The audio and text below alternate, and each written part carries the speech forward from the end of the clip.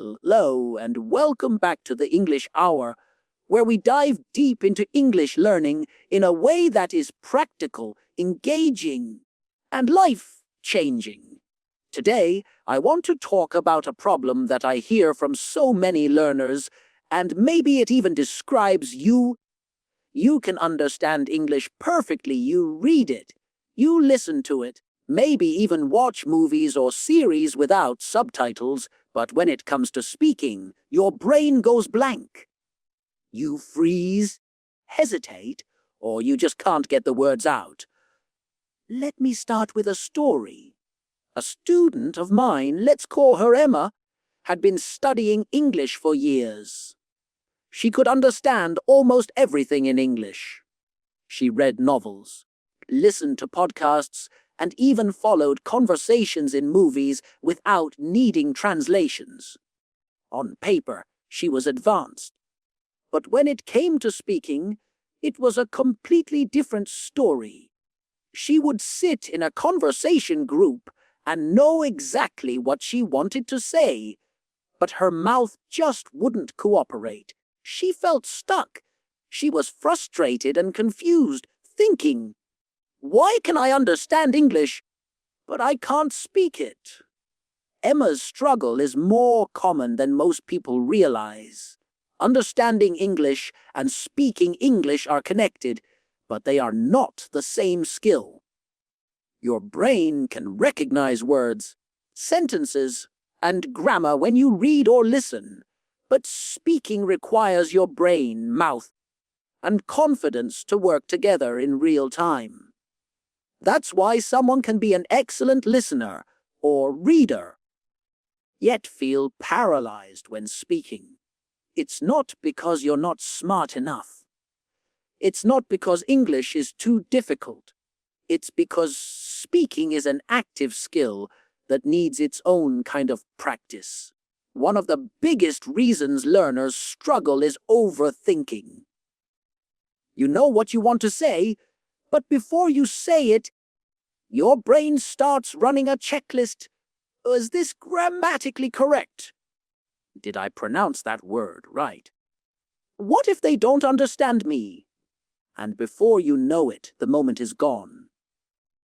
Overthinking creates hesitation, and hesitation freezes your speech.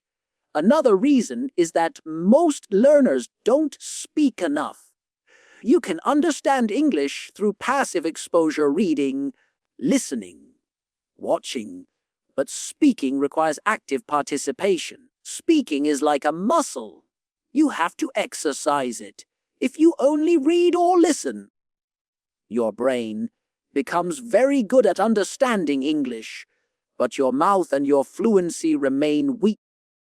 It's like watching someone lift weights and expecting your own muscles to grow without ever picking up a dumbbell. So, how do you break this cycle? First, you have to give yourself permission to speak imperfectly. Mistakes are not failures, they are proof that you are practicing, that you are taking action. Emma realized this when we started a small daily exercise. For 5 minutes every day, she would talk out loud in English about anything her day, her plans, or even a simple story. At first, it was messy. Words didn't come out in the right order. Grammar was shaky, but she kept going. Slowly, her confidence grew. Her pauses shortened, and her speech started flowing more naturally. Another powerful technique is to think in English, not translate from your native language. Translation slows you down and creates hesitation. When you think in English, your brain starts to train for real-time communication. For example, instead of thinking, "How do I say this in English?" try describing what's in front of you or narrating your actions in English as you do them. It's simple, but it forces your brain to connect thoughts directly to English words, bypassing the translation step that causes so many pauses. Also, speaking aloud regularly is crucial. Listening and reading are passive, speaking is active. Record yourself, repeat sentences from movies or podcasts, talk to yourself in the mirror, or join a conversation group. The more you speak, the more your mouth and brain learn to work together. Fluency comes from doing, not just knowing. Let me tell you one more story. A student named Leo could understand English perfectly. He could follow every word in a podcast or movie, but when it was his turn to speak, he froze. We created a habit. Every morning, he described what he planned to do that day in English aloud for 5 minutes. He didn't worry about mistakes. After a few weeks, something amazing happened. Leo started speaking more confidently. His brain and mouth were learning to coordinate. Understanding English was no longer separate from speaking English. They started to connect naturally. So if you're asking yourself why you can understand English but can't speak it, remember this: speaking is an active skill that requires practice, courage, and habit. You need to give yourself permission to make mistakes, think directly in English, and speak regularly. Understanding English is a foundation, but fluency comes from action, from speaking every day, and from creating real habits that train your brain and mouth to work together.